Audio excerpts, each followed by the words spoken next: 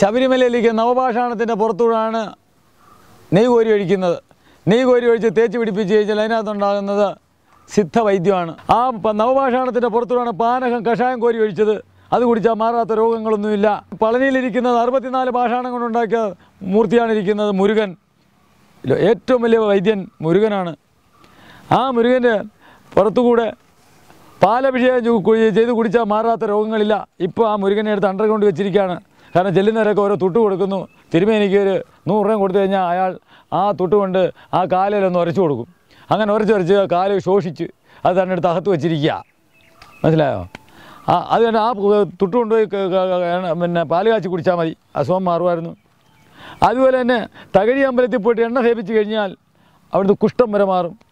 തിരുവടി അമ്പലത്തിൽ പോയിട്ട് ഒരു കഷായം കുടിച്ചു കഴിഞ്ഞാൽ ഓട്ടുപാത്രത്തിലൊരു കഷായം കുടിച്ചു കഴിഞ്ഞാൽ ഛർദ്ദിച്ചാൽ പ്രാന്ത് വരെ മാറും.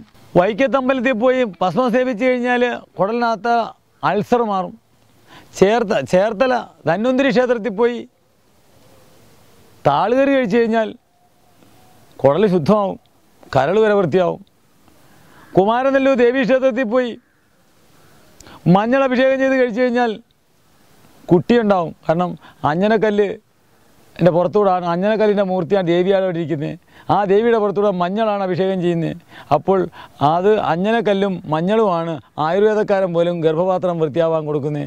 അങ്ങനെ കുട്ടിയുണ്ടാവും. ഇങ്ങനെ ഓരോ അമ്പലത്തിനെ പറ്റി നമ്മളൊന്ന് അന്വേഷിച്ചിറങ്ങിക്കഴിഞ്ഞാൽ അതിനെല്ലാം ഓരോ വൈദ്യമായിട്ടൊരു ബന്ധം കാണാൻ നിങ്ങൾക്ക്. ഇതാണ് എല്ലാ അമ്പലത്തിലും ഇരിക്കുന്നത് വൈദ്യന്മാരും വൈദ്യകളുമാണ്. അമ്മയാണ് അവിടെ ഇരിക്കുന്നത്. അവിടുത്തെ പ്രസാദങ്ങളെല്ലാം നമ്മുടെ ഏറ്റവും വിശിഷ്ടമായ മരുന്നുകളും പച്ചമരുന്നുകളുമാണ്.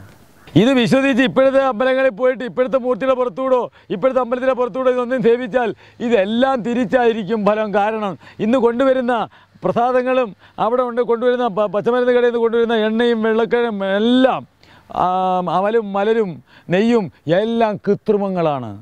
അത് കഴിച്ചാൽ വെളുക്കാൻ തേക്കുന്നത് പാണ്ടാകുകയാണ് ചെയ്യുന്നത്. പണ്ട് നമ്മുടെ സംസ്കാരം എന്ന് പറയുന്നത് രാമന് അവൻ്റെ കൂട്ടുകാരൻ കൊണ്ടുകൊടുത്ത ഓരോ ഞാവൽപ്പഴങ്ങളും കടിച്ചു നോക്കി ഏറ്റവും നല്ലത് മാത്രം കൊണ്ടുകൊടുത്ത പാരമ്പര്യമുള്ള നമ്മൾ ഇന്ന് കടയിൽ ചെന്ന് പറയുന്നത് ഏറ്റവും വൃത്തികെട്ട ഭഗവാന് വേണ്ടിയിട്ടാണ് ഏറ്റവും വില കുറഞ്ഞ് തന്നാൽ മതി എന്ന് പറഞ്ഞു കൊടുക്കുന്ന സംസ്കാരം. അതുകൊണ്ട് അമ്പലങ്ങളിൽ പോയിട്ട് ഇപ്പോഴത്തെ പ്രസാദങ്ങളും പാൽപ്പായസങ്ങളും ഒന്നും മേടിച്ച് കുടിക്കാതിരിക്കുക, ആരോഗ്യം നന്നാവും.